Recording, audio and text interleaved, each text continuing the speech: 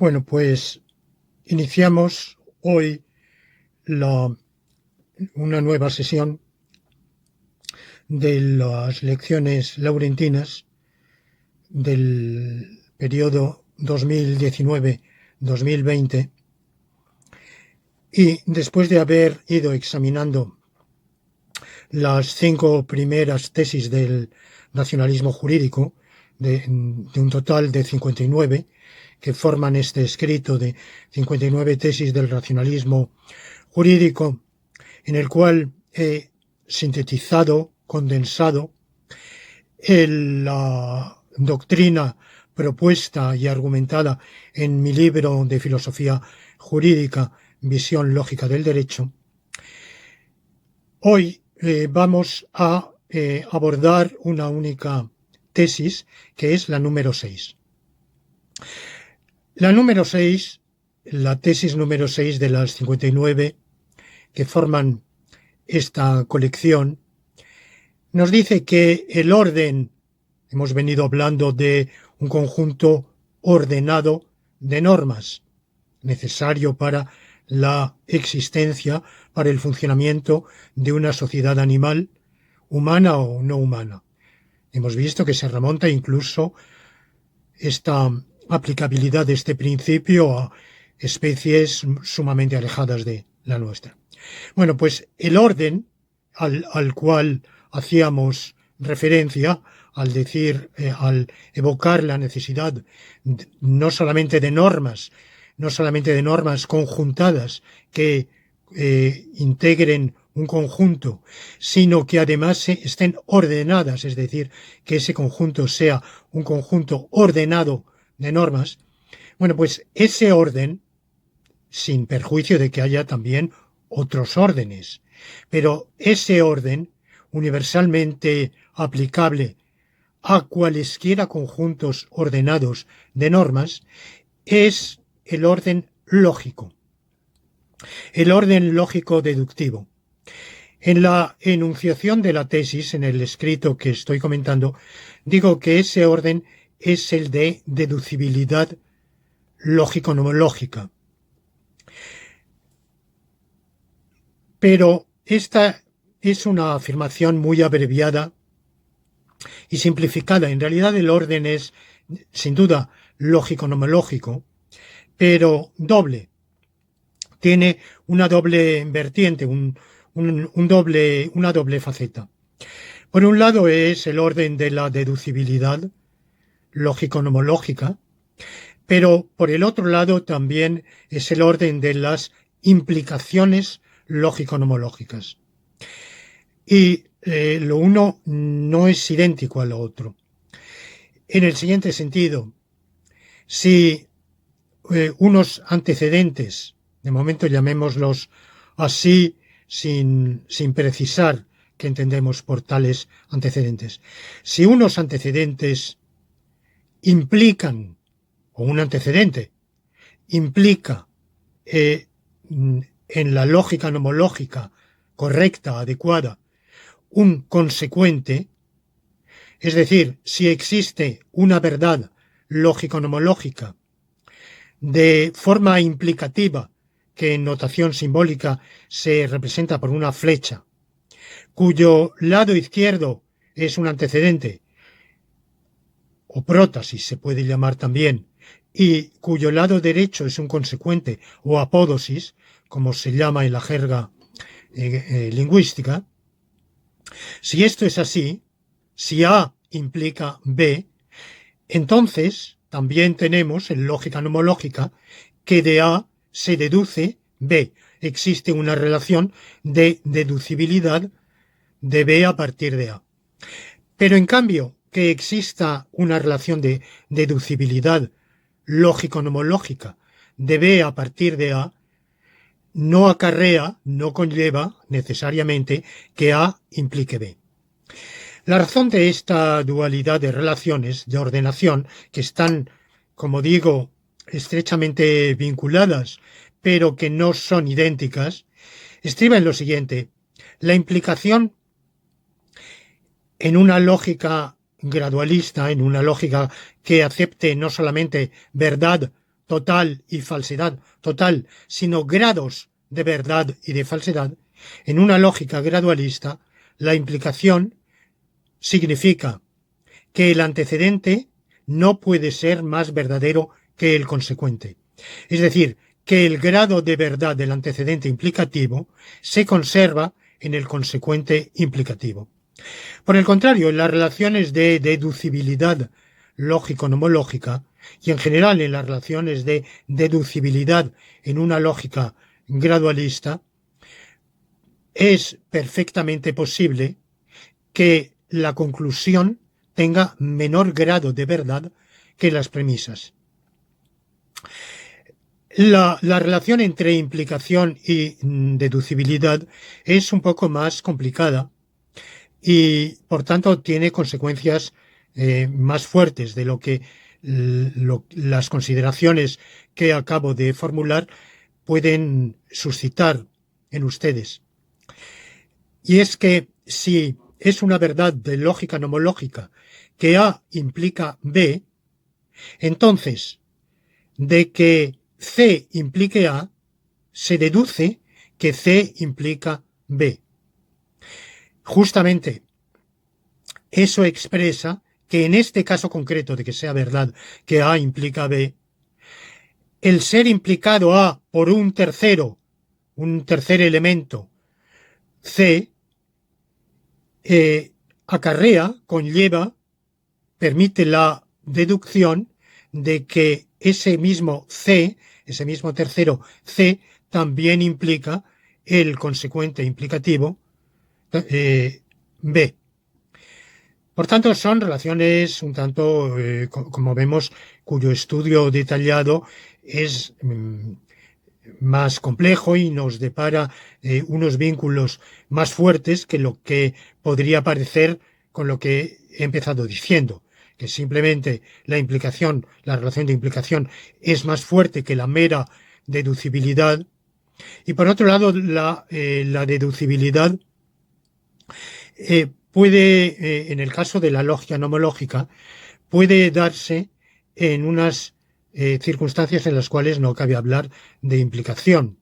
Eso lo iremos viendo a medida que vayamos progresando en el estudio de las otras tesis del racionalismo jurídico, y no quiero anticipar demasiado.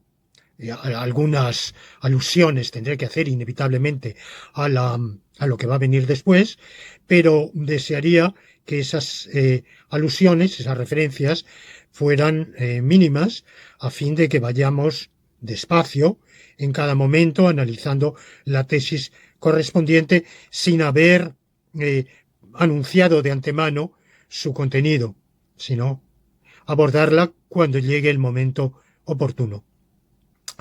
Bueno, la aclaración de estos conceptos de la ordenación, del orden, tanto implicativo como deductivo, va a ser un poco más técnica. Esta lección inevitablemente va a tener un carácter más técnico que las anteriores, e inevitablemente va a tener que echar mano a algunos conceptos matemáticos.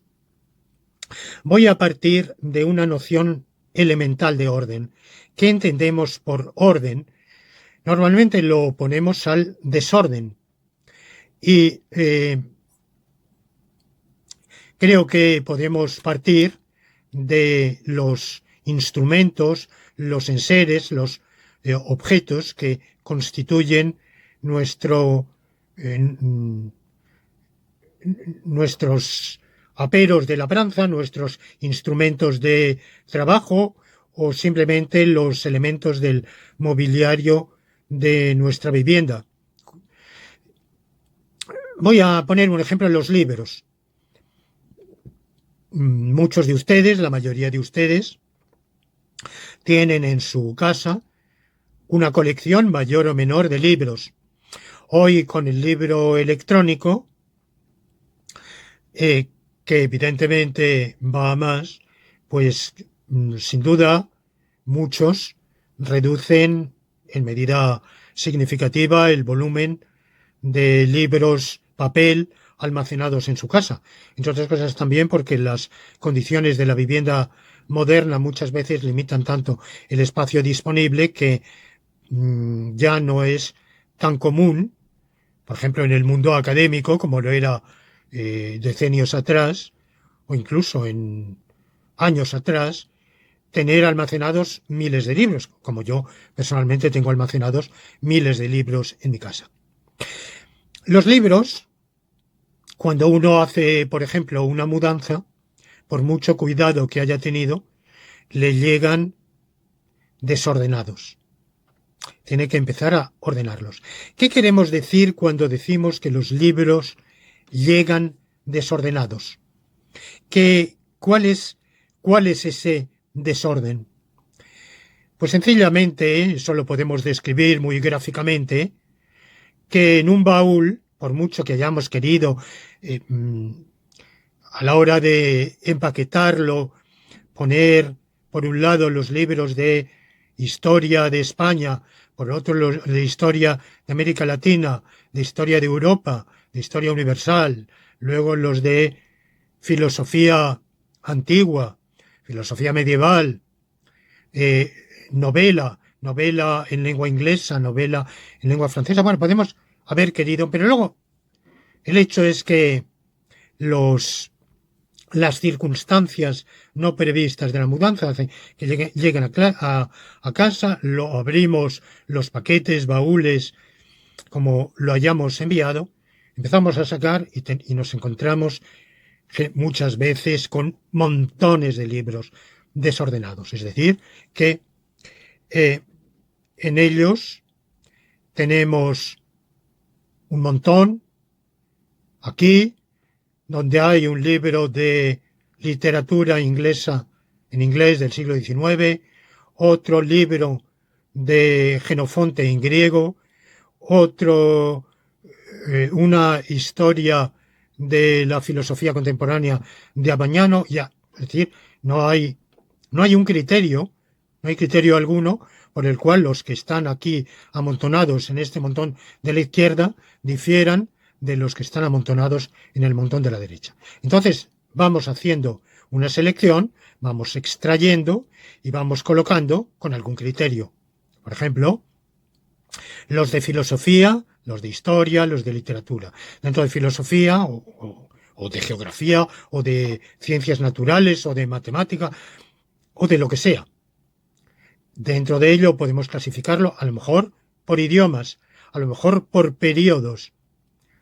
Siempre habrá problemas porque tendremos libros bilingües, tendremos libros en los cuales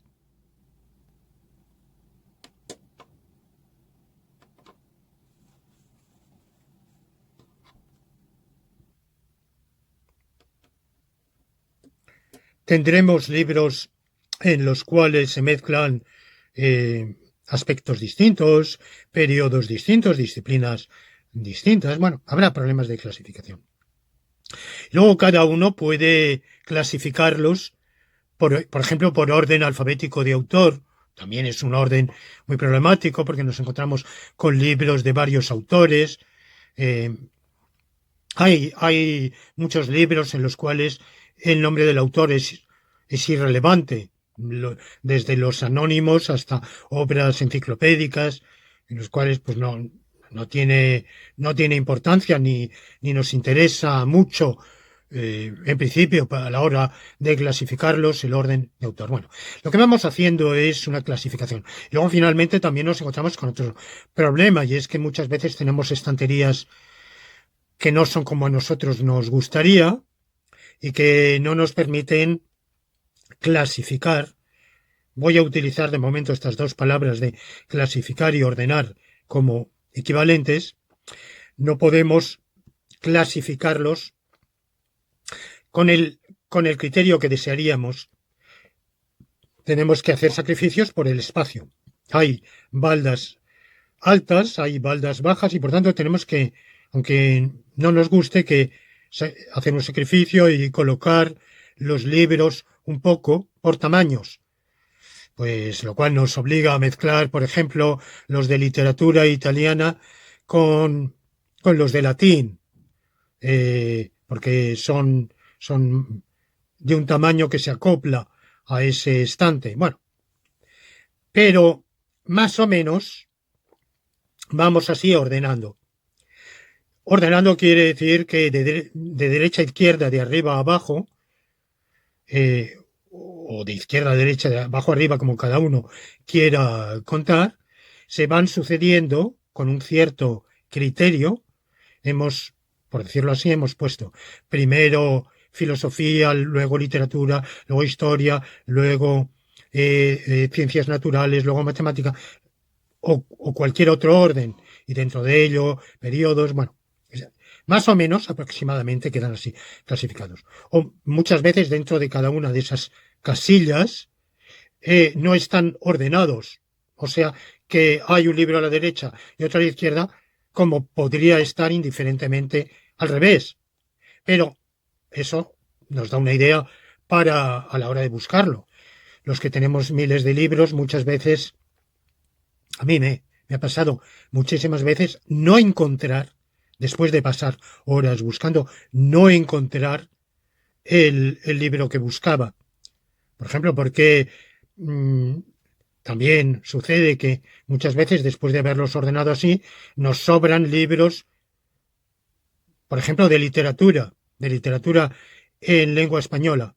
Y tenemos un hueco aquí, otro hueco allá, y los vamos colocando, para no hablar ya cuando tenemos que colocarlos en doble o triple fila, y eso luego a la hora de buscar hace más difícil. Entonces, buscamos un libro. A mí me pasó el otro día buscar un libro que sé que tengo de Gabriel Miró y no encontrarlo. Luego están los libros que nos van llegando, los que hemos adquirido recientemente. Y muchas veces los vamos colocando en una estantería aparte, y en esa estantería aparte no hay criterio. Lo mismo puede ser libros de latín, que de geografía, que de derecho administrativo o de derecho constitucional, eh, o de filosofía antigua. Bueno, se van mezclando y ahí muchas veces están transitoriamente y luego hay que acabar ordenándolos y nos da pereza y se va. No, la tendencia normal es que las cosas se descoloquen, se desordenen y el orden hay que irlo introduciendo. Es el principio de entropía, de que por la tendencia natural de las cosas es a desordenarse y el orden hay que introducirlo. La vida se caracteriza por eso. Los seres vivos, a diferencia de otros seres naturales, introducen orden allí donde la naturaleza inorgánica tiende al desorden. Bueno, pues eso nos da una idea aproximada, trivial, elemental, eh, no, no teorética, de saber común y corriente de lo que entendemos por ordenar. Y lo mismo cuando tenemos que ordenar, pues, herramientas o utensilios culinarios o cubiertos. Normalmente vamos poniendo los platos hondos aquí, los platos llanos en el otro montón, las cucharas, bueno, así vamos separando porque si está todo en un cajón en desorden, pues luego es lo que se llama el cajón desastre, qué difícil es hallar ahí. O las cajas de costura, en la cual se van clasificando las bobinas, los carretes de hilo grueso, hilo fino, por colores, los botones también, por su tamaño, por su color. Bueno, todos estamos habituados a ese tipo de colocaciones, de clasificaciones, de ordenaciones, y lo mismo cuando vamos de compras. Hay tiendas que tienen los productos muy bien ordenados, muy bien clasificados, y tiendas donde es mucho más difícil hallar la mercancía que uno busca. Porque lo mismo pasa, por ejemplo, en las librerías, cuando son de libre acceso y empezamos a buscar y hay veces que es fácil, pero otras es muy difícil. Y los clientes solemos desordenar. Luego tienen que venir los dependientes del establecimiento a restablecer ese orden que nosotros hemos perturbado, hemos alterado. Muchas veces cogemos un libro para hojearlo y luego no lo colocamos exactamente en el lugar que estaba y a veces incluso en otro estante no recordamos bien. Bueno, esto nos da una primera aproximación a qué queremos decir por orden. Y ya hemos dicho, si las normas estuvieran totalmente desordenadas, si no hubiera en ellas, en un conjunto de normas que rigen una sociedad, la actividad, la vida coordinada de una sociedad, si no hubiera una ordenación, un orden, entonces nadie sabría encontrar la norma. Pero cuando digo nadie, no me refiero solo a los seres humanos, lo mismo pasa en cualesquiera otros animales sociales. Bueno, y en auxilio de que lo podamos encontrar y el sistema de normas, el conjunto de normas, forme un sistema, un todo ordenado,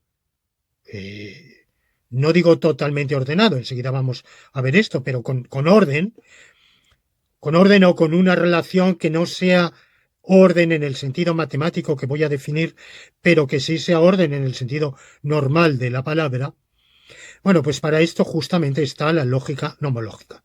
Lógica nomológica que tiene existencia, igual que los valores deónticos o nomológicos de los cuales hablaba en la lección precedente, no por invento, ocurrencia o creación de los animales sociales de una sociedad determinada, en nuestro caso, no porque los seres humanos seamos tan listos, tan inventivos, tan creativos, que hayamos creado, que hayamos dado a luz,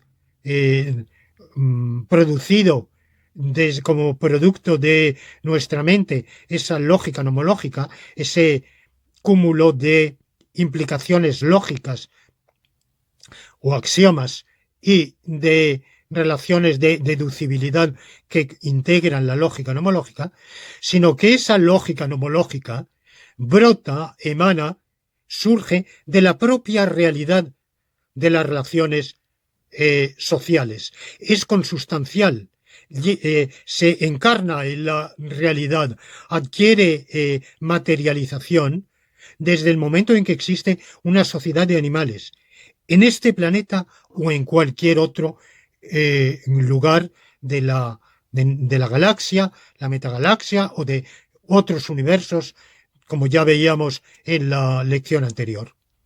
No puede haber sociedad animal o sociedad de seres, digamos, asimilables, equiparables biológicamente a lo que son los animales en nuestro planeta, los que conocemos, si no hay en ellos una normativa y si esta normativa no está ensamblada, entretejida por unas relaciones que son relaciones de orden y concretamente relaciones lógico-nomológicas, que son estas dos que he dicho, los axiomas que marcan las implicaciones necesarias lógico-nomológicas y las relaciones o reglas de deducción, las relaciones de deducibilidad lógico-nomológica, que también son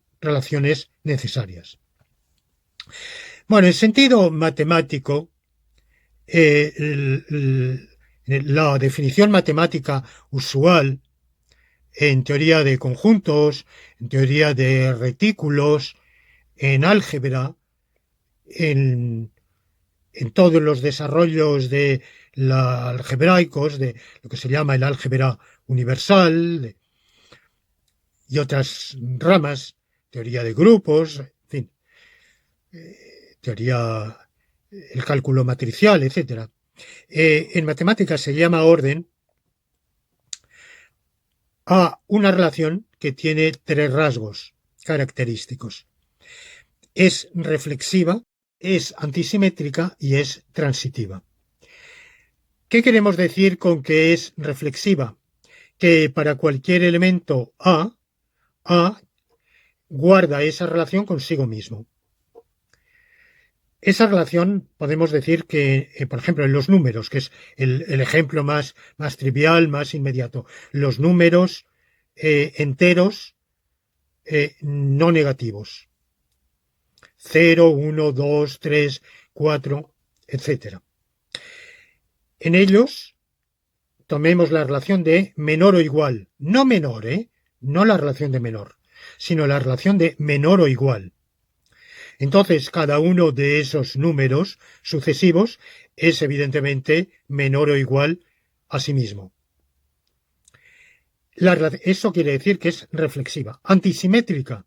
Y es que si un elemento A guarda esa relación de orden con un elemento B, pero también B guarda la relación de orden en cuestión con A, es que A y B son el mismo.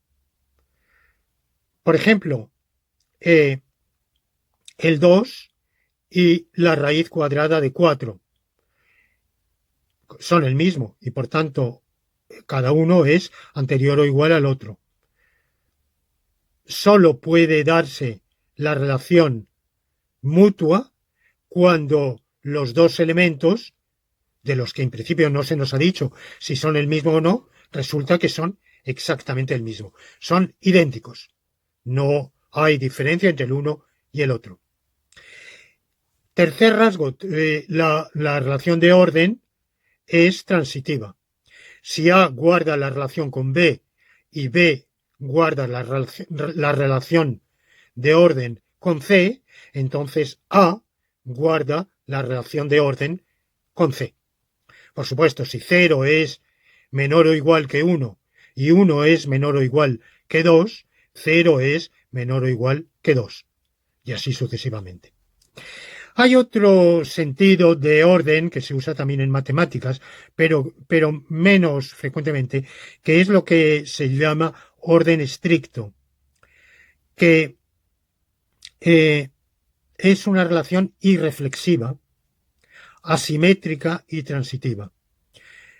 Irreflexiva, es decir, que A nunca guarda la relación con A, es la relación de menor.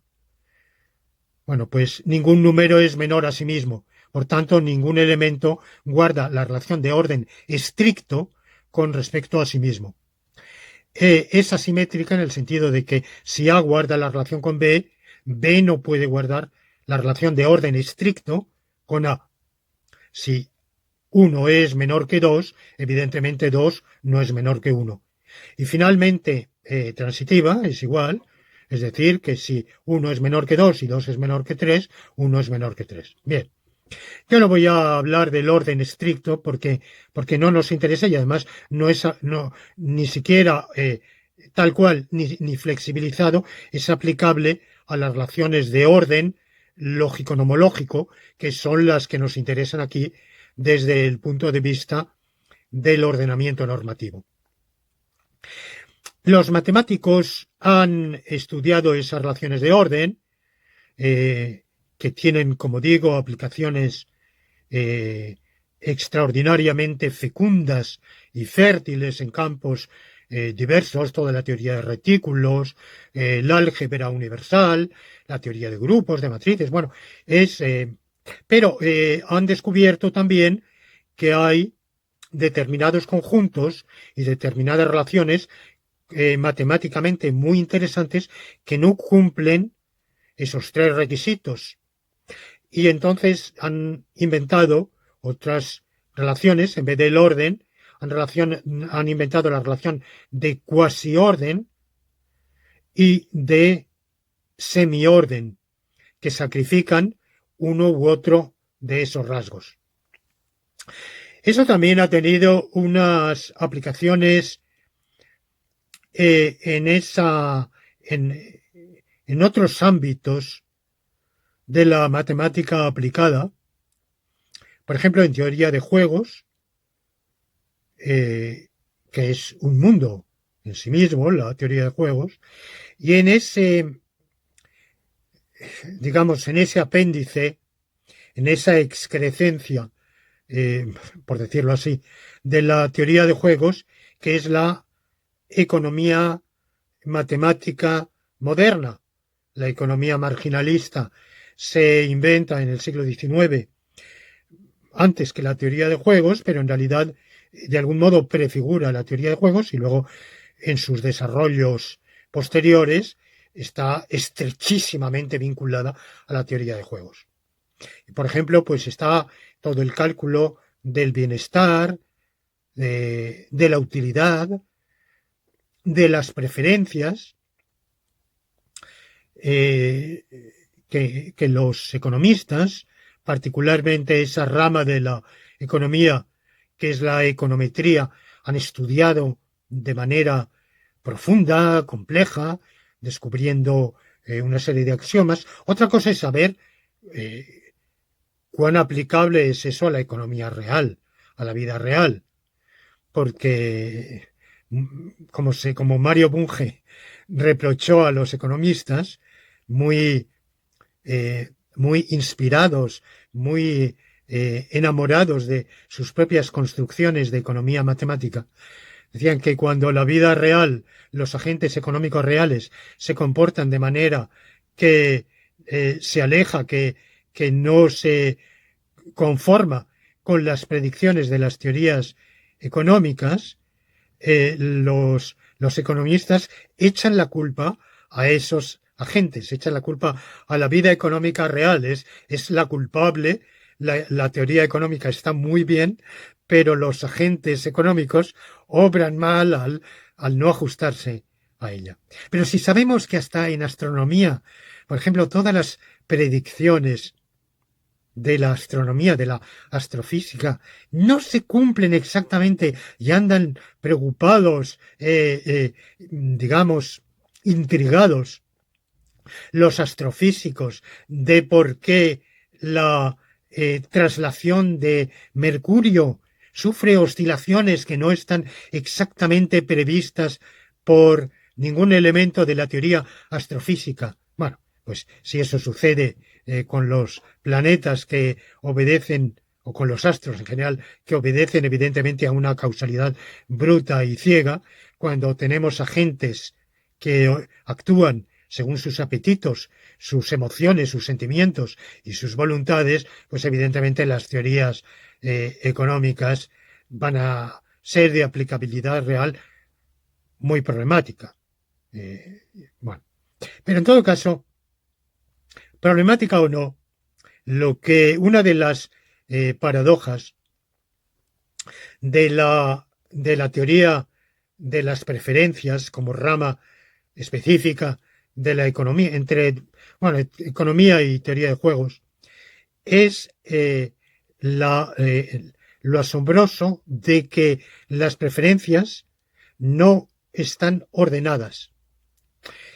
Y no están ordenadas porque muy a menudo son cíclicas. Es decir, podemos tener tres opciones, A, B y C, y muchos de nosotros preferimos A a B y preferimos B a C. Pero si nos dan a escoger entre C y A, no preferimos A a C, sino C a A. Esto es todavía más obvio si en vez de tres elementos tenemos 50 o 20 o 1000. Bueno, pues si nos dan a escoger de dos en dos, por ejemplo, ¿dónde vamos a veranear? Y se nos han ocurrido varias posibilidades. Una Luarca, otra Torrevieja, otra Almuñécar, otra Salou, y vamos poniéndolas de dos en dos y vamos escogiendo.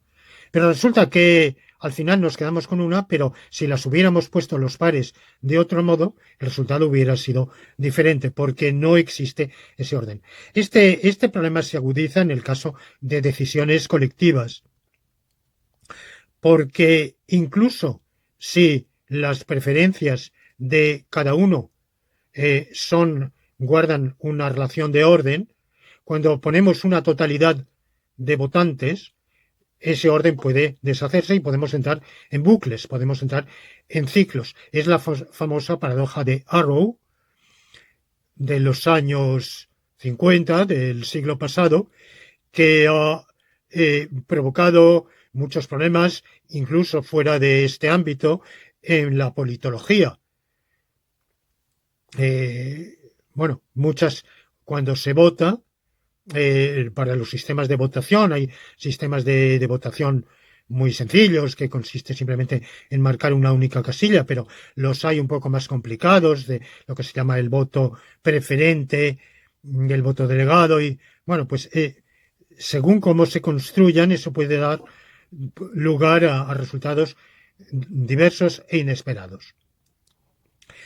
Bueno, pero todas estas relaciones que hemos estado considerando hasta el momento son relaciones monarias o monádicas, unarias, es decir, entre un elemento A y un elemento B. Pero tenemos también relaciones poliádicas y, para empezar, las más sencillas, las binarias, las que guardan dos elementos A y B con un elemento C. Aquí los matemáticos no se les ha pasado esto evidentemente desapercibido y han acuñado la noción de orden intervalar. Bueno, yo no voy a entrar aquí en el orden intervalar. El orden intervalar, digamos, podríamos simplificarlo diciendo que la relación de between, in between, en inglés, entre, si un elemento A está entre B y C y un elemento D está entre A y C, ese elemento D está también entre A y C. Esa relación es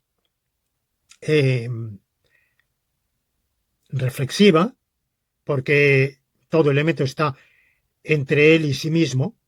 Es decir, si nos dan dos puntos sin decirnos si son idénticos o no, A y B, sabemos que si son idénticos, A está entre A y B, porque está ahí justamente. Es antisimétrica y es transitiva. Por tanto, es una relación binaria, diádica, pero, vamos, entre tres elementos, pero tomados dos por un lado y un tercero por el otro, ¿no? Y que guarda esas características de reflexividad, antisimetría y transitividad. Bueno, pues esa relación la vamos a generalizar y es justamente la que vamos a aplicar a las relaciones de deducibilidad lógico-nomológica y de implicación lógico-nomológica.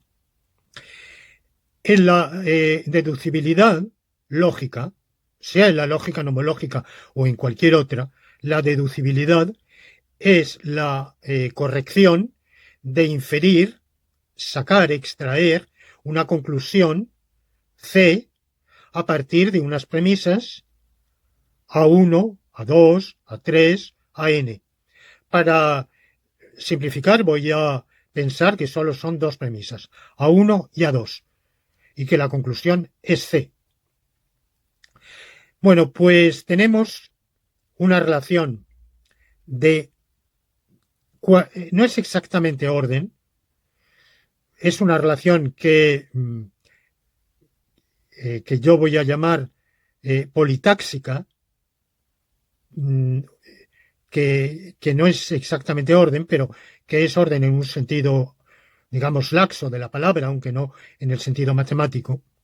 Y es que si de A1 a 2 se deduce C, y si de C se deduce A1 y también de C se deduce A2, es que A1 y A2, por un lado, y C por el otro, no son forzosamente idénticos, pero sí son equipotentes. En vez de la relación de identidad, tomamos una relación de equivalencia, en el sentido matemático, de clases de equivalencia, que es la relación de equipotencia. Es decir, que tienen el mismo poder inferencial, el mismo potencial deductivo. Lo que podamos deducir de A1 a 2, lo podemos deducir de C y viceversa.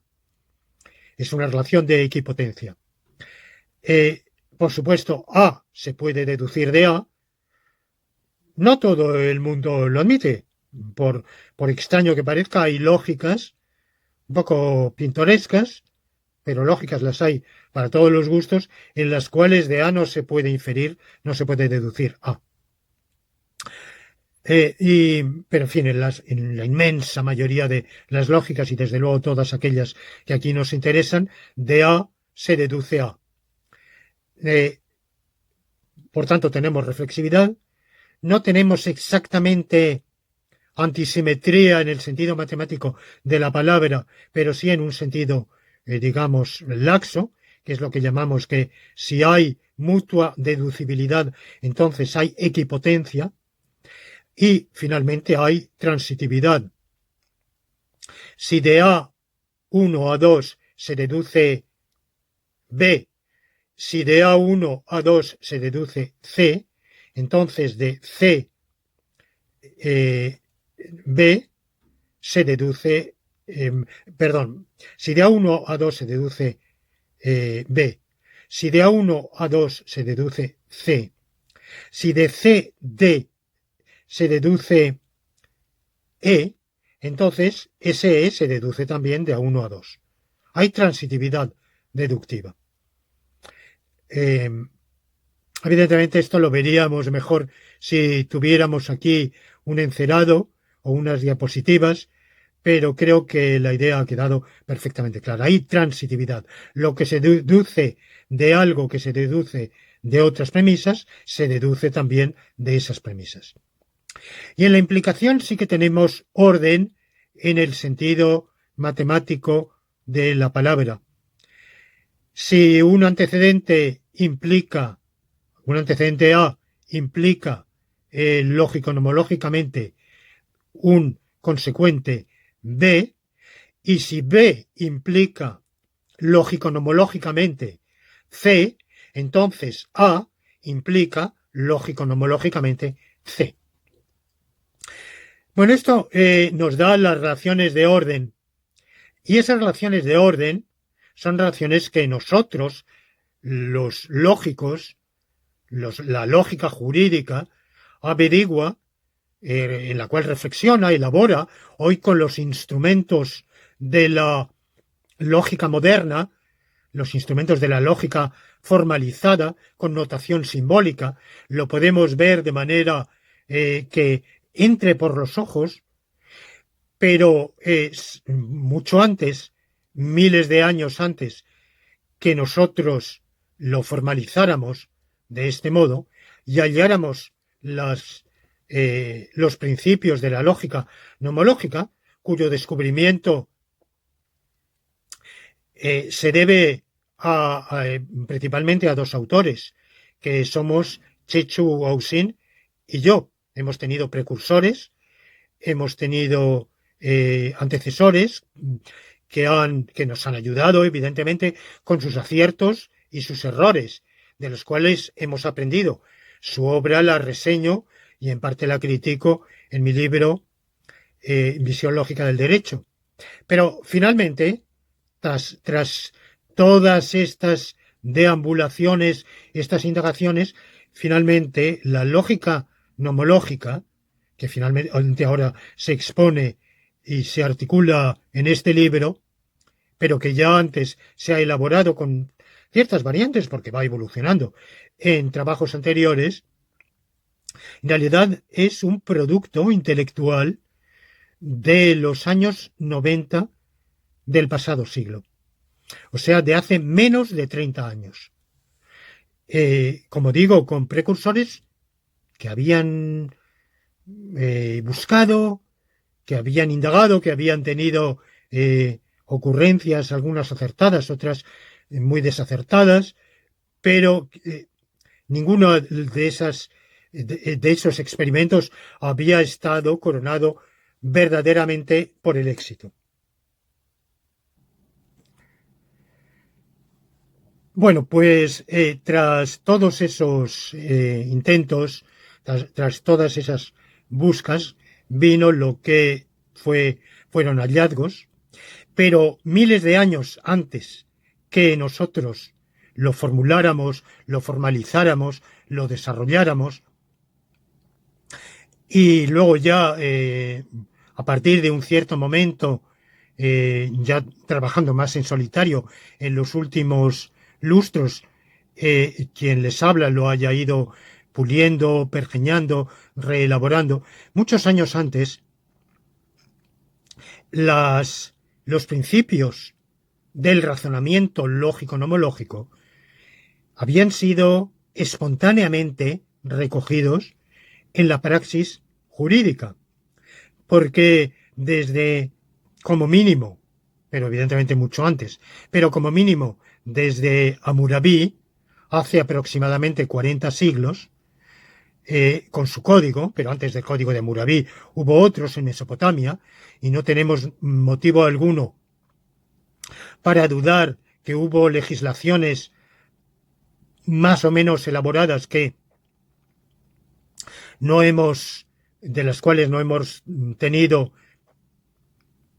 huella escrita en otras civilizaciones antiguas, la china, la egipcia, las civilizaciones mesoamericanas, en los pueblos náhuatl, en los mayas, la gran civilización incaica. Bueno, pues evidentemente todas ellas tenían sistemas normativos complejos y sistemas de aplicación, ejecución de las normas, que no serían equiparables a nuestros procedimientos actuales, jurisdiccionales, legislativos, pero que sin duda tenía que haber sistemas como en el Código de Hammurabi, si lo vemos, de juicios, de defensas, bueno, pues por tanto hay razonamiento, acusación, defensa,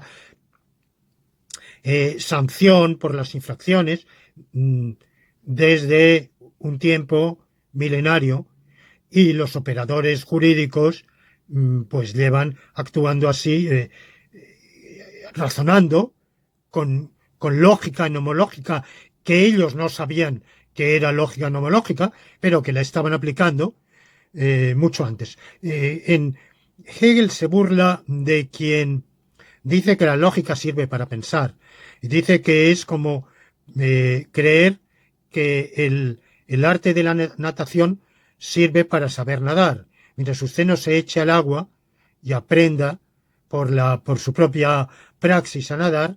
El arte de la natación no le va a enseñar a nadar. Si usted no sabe pensar, el estudio de la lógica no le va a saber, no le va a aprender a pensar. Bueno, hay un bucle, evidentemente. Hay una interacción dialéctica, tendríamos que decirle a Hegel. Sabemos pensar antes de pergeñar, elaborar una lógica, pero una vez que la hemos elaborado, nos ayuda a pensar bien. Y por tanto, nos enseña que no todos nuestros pensamientos anteriormente estaban bien. Una cosa es argumentar y otra razonar. Muchas veces confundimos lo que es argumentar con lo que es razonar. Razonar es argumentar con lógica, con buena lógica. Claro, ¿cuál es la buena lógica? Bueno, pues para eso está el estudio, la reflexión. La propia razón nos va enseñando, vamos aprendiendo por la reflexión racional cuál es, de todas las opciones que se nos presentan, de todos los sistemas lógicos que se nos van ocurriendo, cuáles son los adecuados y cuáles son los inadecuados, para ir seleccionando por la razón la buena lógica. Bueno, pues razonar es razonar con buena lógica.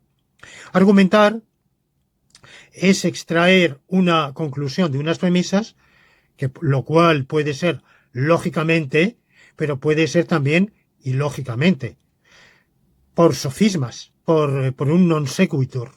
Y los seres humanos somos proclives a pensar bien, pero también somos propensos a pensar mal, a argumentar mal, a incurrir en falacias, en sofismas. Eh, Cualquier profesor de lógica que haya hecho cuestionarios a sus alumnos el primer año para ver cómo saben, si saben razonar o argumentar bien, habrá podido comprobar que a bote pronto, muy a menudo, pues si se da un tiempo limitado para el ejercicio, unas casillas a rellenar con unos cuestionarios, hay errores de argumentación. Se extraen conclusiones no debidas de premisas. O sea, se argumenta mal. Lo que creemos que es razonar, en realidad no es razonar. Por supuesto, eso, el hábito de pensar se puede educar y luego aprendemos a pensar bien. Bueno, pues hay que creer que los operadores jurídicos, desde la antigüedad, desde los tiempos en que la historia nos habla de defensa, de acusación, de razonamiento o argumentación ante un tribunal, pues saben argumentar. Y en la obra de Platón, en los diálogos de Platón, tenemos ejemplos que son muy elocuentes de los juicios penales en la Atenas clásica, y concretamente el más célebre, el celebérrimo, que es el de Sócrates. Bueno, no sabemos evidentemente si la versión que nos da Platón es literaria o tiene algún fundamento en la realidad de ese juicio, pero ahí lo tenemos, con una argumentación, y tenemos en realidad muchos otros testimonios de cómo se argumentaba en Atenas, en la Atenas clásica, en la cual cada acusado tenía que defenderse a sí mismo, pero había peritos que escribían esas defensas, que tenían que aprenderse de memoria el acusado y recitarlas, que eran los logógrafos. Y Lisias y otros logógrafos, nos ha quedado una parte, afortunadamente, de su producción, y por tanto podemos ver cómo se razonaba.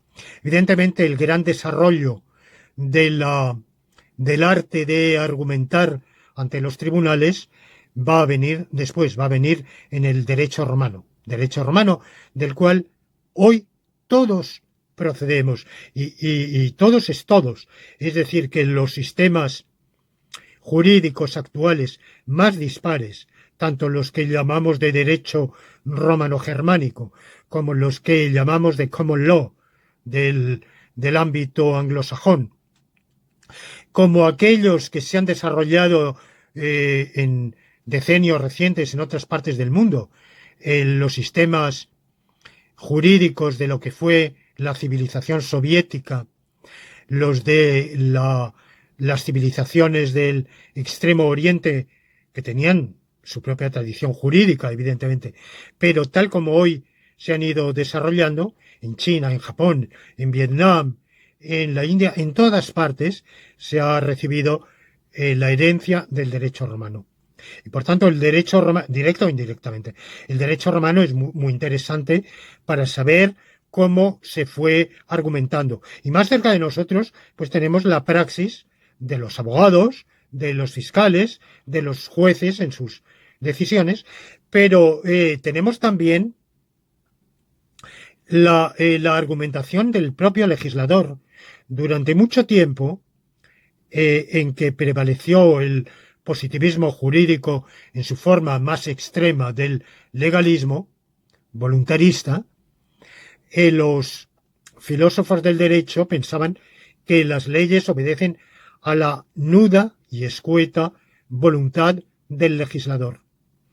Y una aportación interesante de lo que se ha llamado la legisprudencia, que en realidad la novedad es muy relativa, pero por lo menos el nombre lo es, del belga Huygens, ha demostrado que el legislador moderno argumenta sus leyes.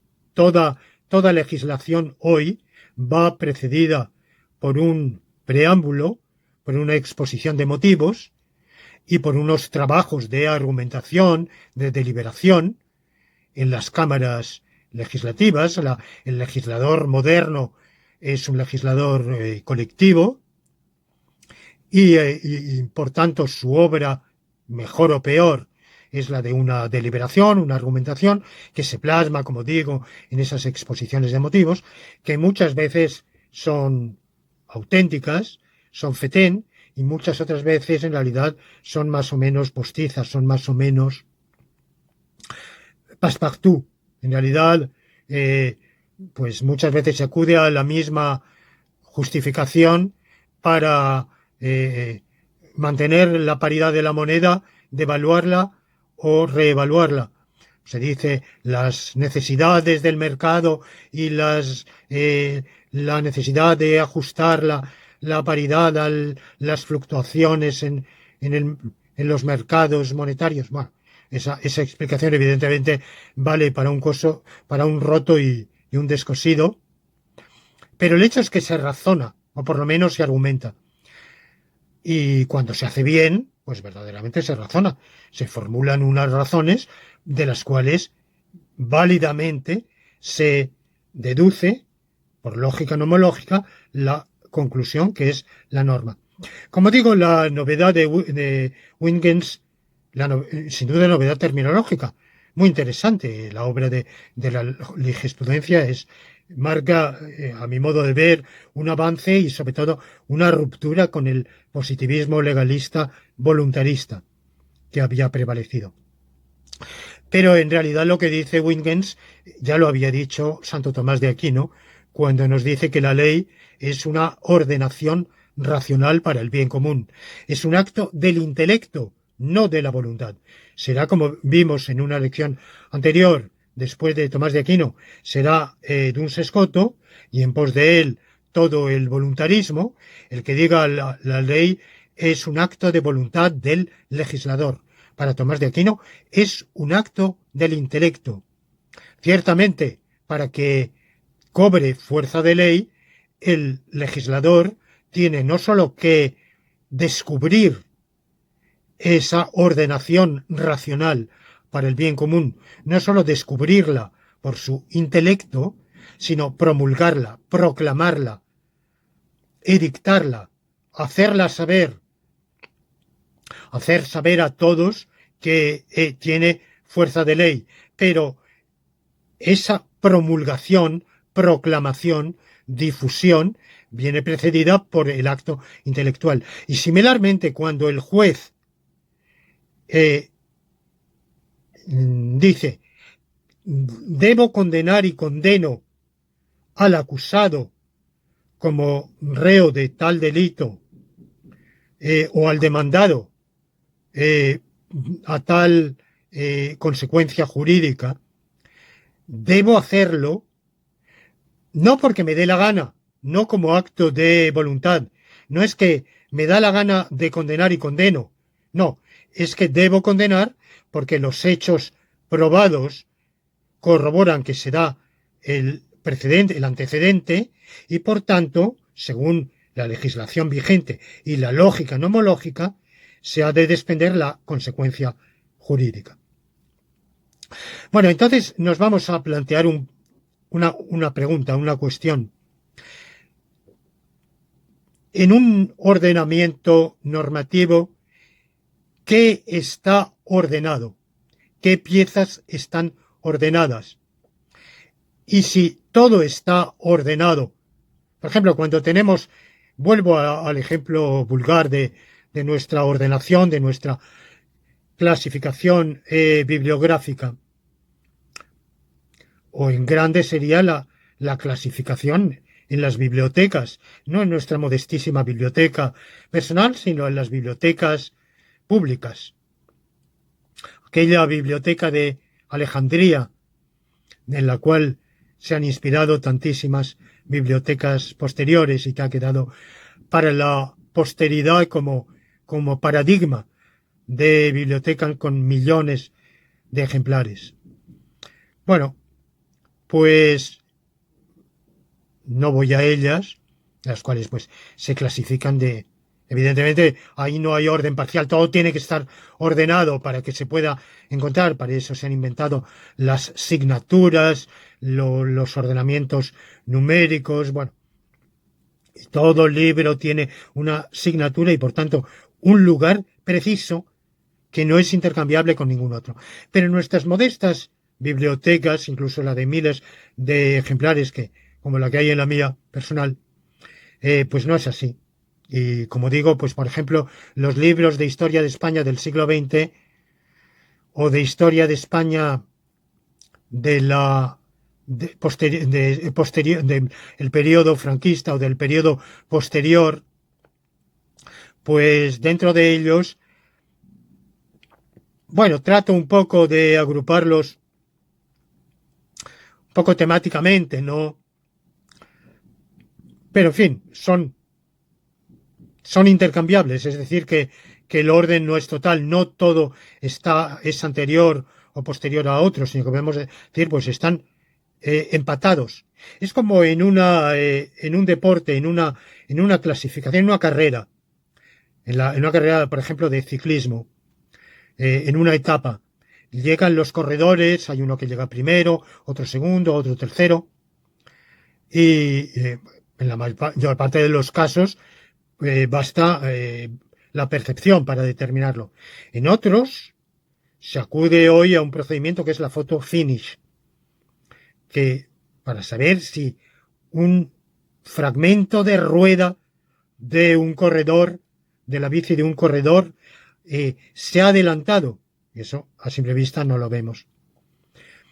Hay veces en que no hay modo de determinarlo, para eso los reglamentos establecen un criterio auxiliar. Por ejemplo, ¿qué pasa si la photo finish no puede decir cuál de dos corredores ha llegado en primer lugar? Pues entonces se acude los reglamentos, que son obras de, no, de nomológicas muy perfeccionadas, acuden a criterios accesorios, al puntómetro. Bueno, ¿cuál es ese puntómetro? ¿Qué elementos, qué aspectos de la carrera o de la trayectoria del corredor se evalúan para determinar cuál va delante y cuál va detrás? No, es algo que evidentemente no entra aquí en mi consideración. Pero, ¿qué pasa cuando en segundo lugar llegan dos corredores y no hay modo de determinar, ni siquiera con photo finish, cuál de los dos ha llegado en segundo lugar? Se produce un empate, digamos, un empate por el segundo lugar. Bueno, pues según el reglamento, en ese caso, funcionará el puntómetro o no funcionará, o se establecerá la asignación de ese segundo lugar ex aequo. Lo mismo pasa, por ejemplo, en los premios literarios.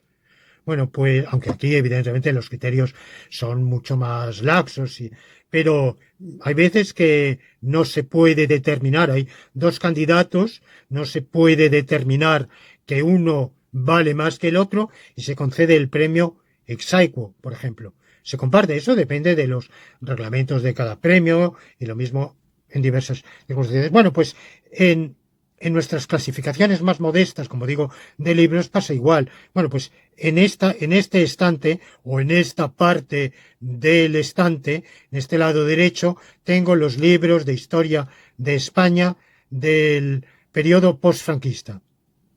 Pero dentro de ellos, pues son intercambiables, no están ordenados entre sí.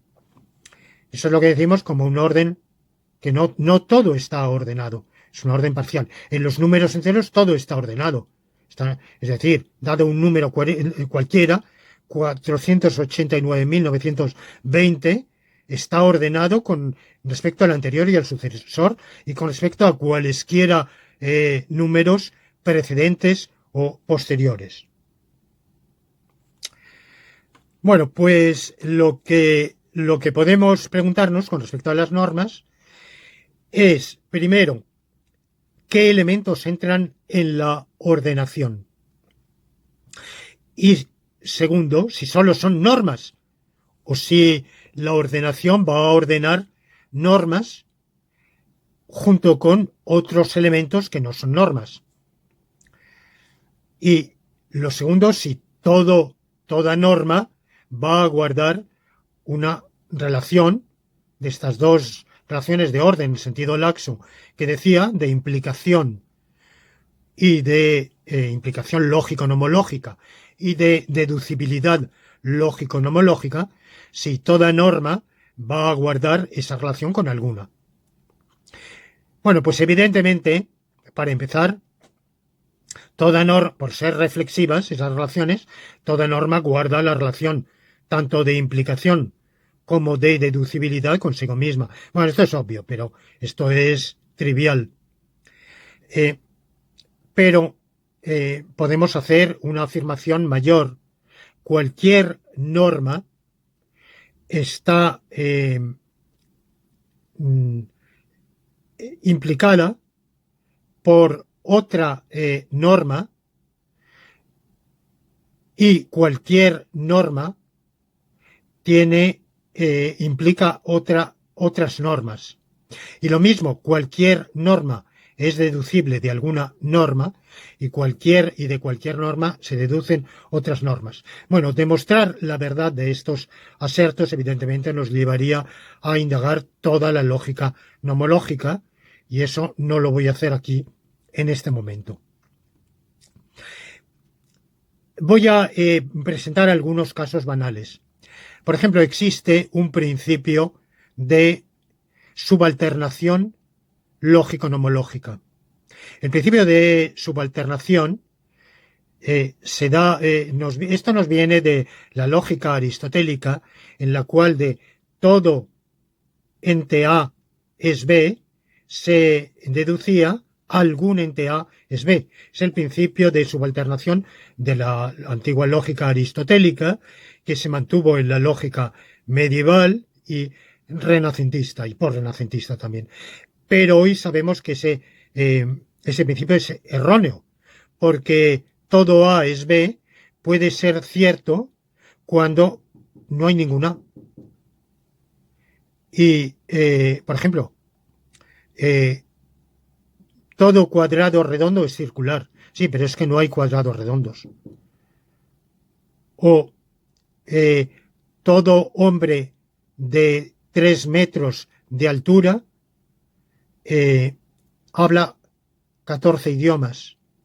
Sí, eso es verdad, porque no hay ningún hombre de 3 metros de altura que no hable 14 idiomas. Pero eso es verdad porque no hay ningún hombre de 3 metros de altura. Bueno, por tanto, el principio de subalternación aristotélico en la lógica cuantificacional moderna no vale.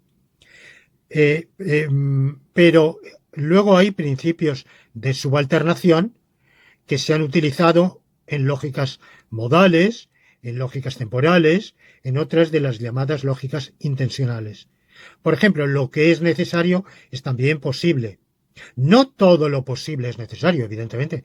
Hay hechos posibles, pero no necesarios. Hay acaecimientos posibles, pero no necesarios. Incluso reales, pero no necesarios.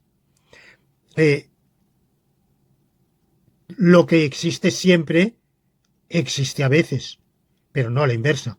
Por tanto, el principio de subalternación temporal, el principio de subalternación modal, de la lógica modal, son correctos, aunque el principio de subalternación de la lógica aristotélica no sea válido en la moderna lógica cuantificacional. En la lógica nomológica vale el principio de subalternación. Lo que es obligatorio es a fortiori lícito. De nuevo, esto puede parecernos obvio y lo es para casi todo el mundo, pero ha habido quien lo ha puesto en duda.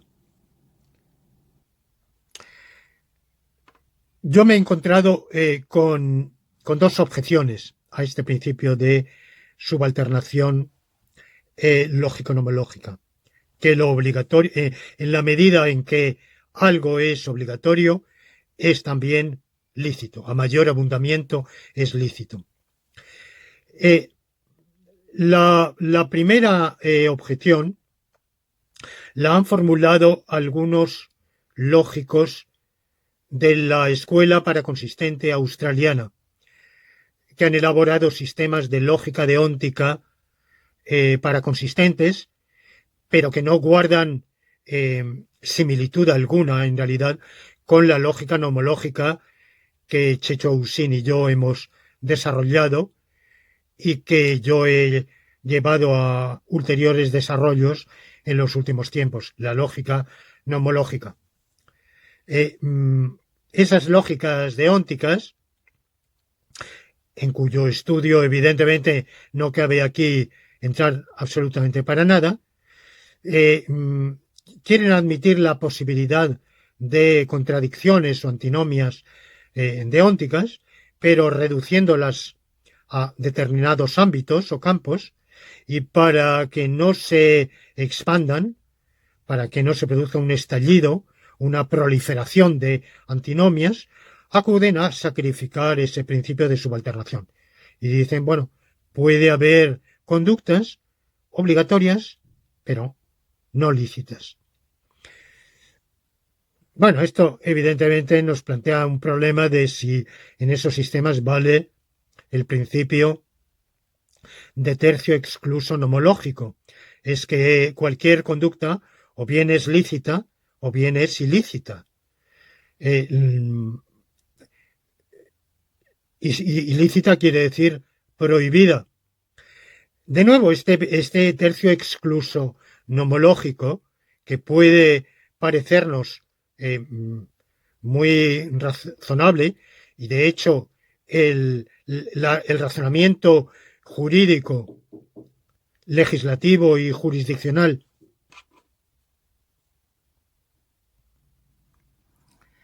bueno, pues este tercio excluso deóntico es que cualquier conducta o bien es lícita o bien es ilícita, también han sido cuestionados por algunos lógicos, concretamente por Alchurrón y Buliguín, que han establecido una dicotomía con la cual yo polemizo vivamente en un capítulo de mi libro, Visión lógica del derecho, entre licitud interna y licitud externa.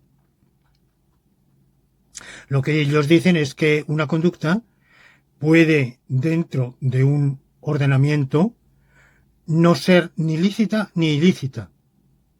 Por tanto, es lícita solo en un sentido externo, desde fuera del ordenamiento. Es decir, que podemos decir, no, pues no está prohibida, pero no por ello el ordenamiento es lícito. Bueno, esto es un contra esa ocurrencia que puede parecer inocua, pero que tiene efectos, si se la tomara en serio, tendría efectos prácticos deletéreos. Han argumentado diversos filósofos del derecho, no soy yo el único. Yo llevo polemizando con ese punto de vista desde hace ya varios lustros, en realidad pues desde finales de los años 90, pero del siglo pasado, pero por ejemplo Rush, el filósofo positivista inglés, también ha polemizado con ese punto de vista. Fernando Atria, un colega chileno, asimismo. De manera que mi discrepancia con Alchurrón y Buliguín no es excepcional. Sin embargo, es curioso que en España las tesis de Alchurrón y Buliguín han penetrado en los ambientes positivistas, que son casi todos, dentro de la filosofía jurídica española, pues qué sé yo, el 90%, no sé bien cuánto, son positivistas, y muchísimos de ellos, o casi todos, han sido convencidos, atraídos por los argumentos de Alchurrón y Buliguín. No sé, cómo evolucionarán las cosas en el futuro. Bueno, quitando esa rareza muy peculiar que no creo que ningún jurista. Bueno, pues dejando de lado esas elaboraciones especulativas que cualquiera que sea su interés para el debate teórico, para el estudio, como el que yo abordo en un capítulo de mi libro Visión Lógica del Derecho, en que polemizo con la lógica deóntica estándar y con desarrollos de la misma como los de Alchurrón y Bulligan.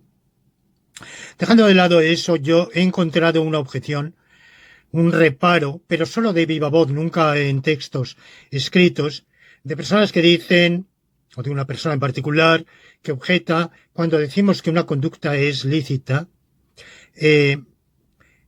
entendemos que lo opuesto también es lícito. Sin embargo, eso no es así. Ahí hay una confusión de semántica con pragmática. Cuando decimos que un hombre, un jugador, mide más de 1,60, normalmente pensamos que mide 1,62, 65, y no que mide 1,98. Si sabemos que mide 1,98, por supuesto que mide más de 1,60, pero comunicacionalmente puede no ser pertinente esa prolación, puede ser inapropiada. Bueno, pues en algunos contextos decir solo que una conducta es obligatoria, sin precisar que no solo es obligatoria, sino que además no solamente, perdón, decir que es lícita, sin precisar que no solo es lícita, sino que además es obligatoria, pues es evidentemente puede ser confundente, comunicacionalmente inapropiado. Que la obligación no excluye la licitud, que hay conductas que son no solo lícitas sino obligatorias, y que esa obligación en modo alguno es obstáculo para su licitud, sino todo lo contrario, lo tenemos en los propios textos legislativos. Cuando en un texto legislativo dice, por ejemplo, en la Constitución española, los españoles tienen el derecho y el deber de defender a España. Hombre, si tienen, huelga decirlo, si tienen el deber, a fortiori tienen el derecho. El legislador lo ha dicho por razones de pragmática comunicacional, porque en general cuando se dice de algo que es un derecho, se entiende que redunda en algún tipo de beneficio para el titular, y evidentemente, pues sí, defender a su patria es un título de gloria, en lo cual quienes tienen el derecho de hacerlo lo pueden reclamar. Pero es que además la Constitución les impone el deber, y por tanto es un derecho y es un deber. El ejercicio del derecho de voto, por ejemplo, hay países en los cuales es lícito votar y es lícito no votar. Nadie tiene obligación de votar, aunque sí hay quien tiene la prohibición de votar, que son por ejemplo, los menores de la edad legal para votar, o aquellos que, como una sanción del ordenamiento jurídico, hayan sido privados del derecho de sufragio, o personas que no lo tengan, porque no tienen la nacionalidad o las condiciones que el ordenamiento jurídico señale para poder votar legalmente. Hay países en los cuales la votación para quienes tienen derecho de sufragio es obligatoria. O sea que hay dos situaciones, la de aquellos a quienes está prohibido votar y aquellos para quienes es obligatorio. No podemos decir que en esos países los votantes carecen del derecho de sufragio. Claro que tienen derecho de sufragio, pero es que no solo tienen derecho, no solo les es lícito, sino que también les es obligatorio. Y luego hay países, si no estoy equivocado, es la situación actual en el Ecuador, en que hay franjas de edad en las cuales está prohibido votar con menos de cierta edad legal. Franjas de edad en las cuales es lícito, pero no obligatorio. Y hay franjas de edad, una franja de edad en la cual es lícito y obligatorio. Lo que es absolutamente seguro, por lógica nomológica, es que cuando es obligatorio y en la medida en que es obligatorio, es también lícito. Bueno, así tenemos algún ejemplo de vinculación lógico-nomológica. Pero, ¿qué elementos están integrados en el orden tanto implicacional de la lógica nomológica como en el orden lógico-deductivo de esa lógica nomológica? Bueno, pues no son únicamente normas, sino también hechos no normativos. ¿Por qué? Pues porque en la aplicación de las normas se van a aplicar a unas situaciones reales en las cuales coexisten y se entrelazan los hechos normativos con los hechos no normativos. Una norma ya sabemos que es un hecho normativo, es decir, una norma consiste en que otro hecho, normalmente un hecho no normativo, pero podría ser, y en algunos casos es, un hecho normativo, venga afectado por una cualificación normativa. O sea, una norma estriba en que un determinado hecho tenga una propiedad normativa. Propiedad normativa que puede ser obligatoriedad, licitud, prohibición. Pero esas normas solo son aplicables cuando se interrelacionan con hechos que no son normativos, con hechos que no están afectados directamente por la norma. Y así tenemos, por ejemplo, el principio lógico-nomológico de consecuencia jurídica, que nos dice que si es obligatorio o bien A o bien B, y de hecho A no se realiza en absoluto, en esa medida es obligatorio que B. Por ejemplo, hay un testamento por el cual se nombra un heredero. Ese heredero tiene la obligación de o bien rechazar la herencia, lo cual le está permitido, o bien, si la acepta, en el caso de que no la rechace en absoluto, sino que la acepte, haga acepción de la herencia, entonces asumir las deudas de la herencia y cumplir las mandas y legados de la herencia. Existe en el derecho civil una posibilidad restringida, en ciertos casos, de aceptar una herencia a beneficio de inventario, es decir, condicionalmente, de tal modo que no vaya a resultar onerosa porque las cargas y deudas que comporte sobrepasen al caudal relicto y, por tanto, al final el heredero resulte perjudicado por la herencia. Pero dejando de lado eso como ejemplo paradigmático, podemos decir que el heredero tiene esa obligación de o bien rechazar o bien cumplir, pagar las deudas y cumplir las mandas. Supongamos que no rechaza en absoluto la herencia. Entonces, como consecuencia jurídica, tenemos la obligación de cumplir las mandas y pagar las deudas. Toda la argumentación jurisdiccional es siempre de este tenor. Se trata de determinar los hechos probados y, con arreglo a esos hechos probados, examinar también cuál es la calificación jurídica apropiada a esos hechos y, en virtud de normas de contenido condicional, implicativo, disyuntivo, determinar la consecuencia jurídica en virtud de los axiomas y de las reglas de deducción de la lógica nomológica.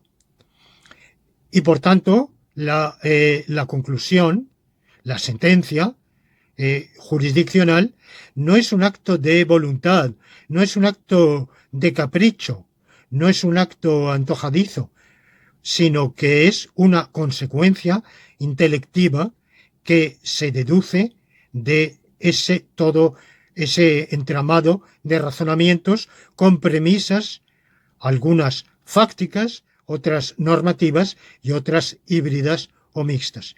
En eso consiste el ordenamiento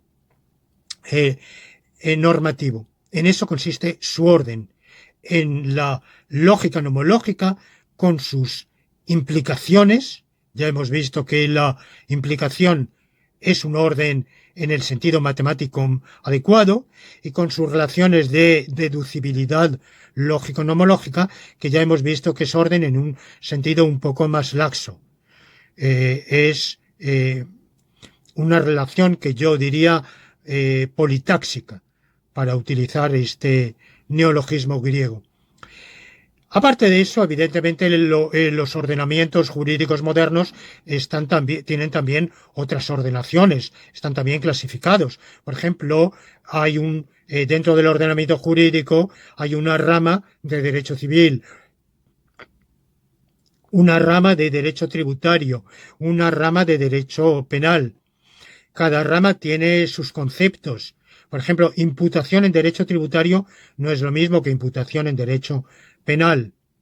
Eso hace que, claro, hoy día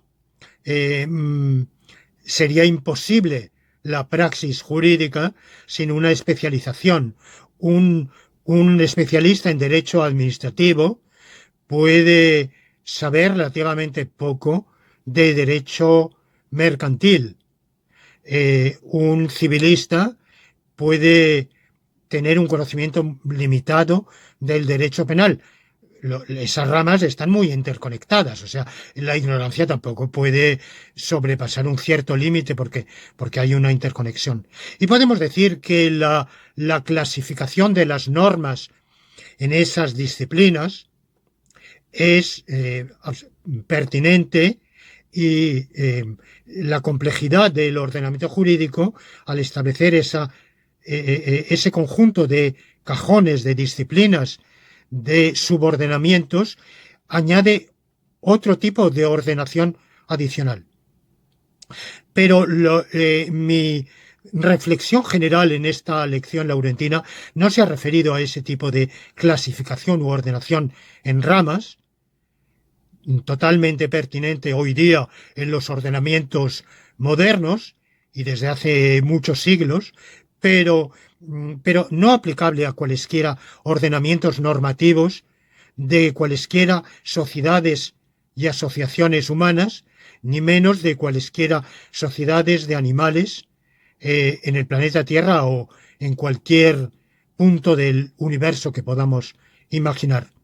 Lo que es común es que para que haya una sociedad regida por normas, estas normas tienen que estar conjuntadas y tienen que estar ordenadas según principios de la lógica nomológica, es decir, según los axiomas de la lógica implicativos de la lógica nomológica y según las reglas de deducción de la lógica nomológica, que, como ya he dicho, son axiomas y reglas que involucran tanto normas, contenidos propiamente normativos, como hechos. En las reglas de deducción hay premisas normativas y premisas no normativas. Bueno, y con esto pongo punto final a esta lección. Agradezco mucho la atención que me dedican al seguirme en este canal de YouTube. Les agradezco además y les pido por favor que introduzcan comentarios, críticas, objeciones, sugerencias. También tienen abierta mi página de Facebook y la bitácora Jurilog. En todos esos lugares serán muy bienvenidos sus comentarios. Sin nada más por hoy, me despido de ustedes hasta la semana siguiente, en que continuaremos comentando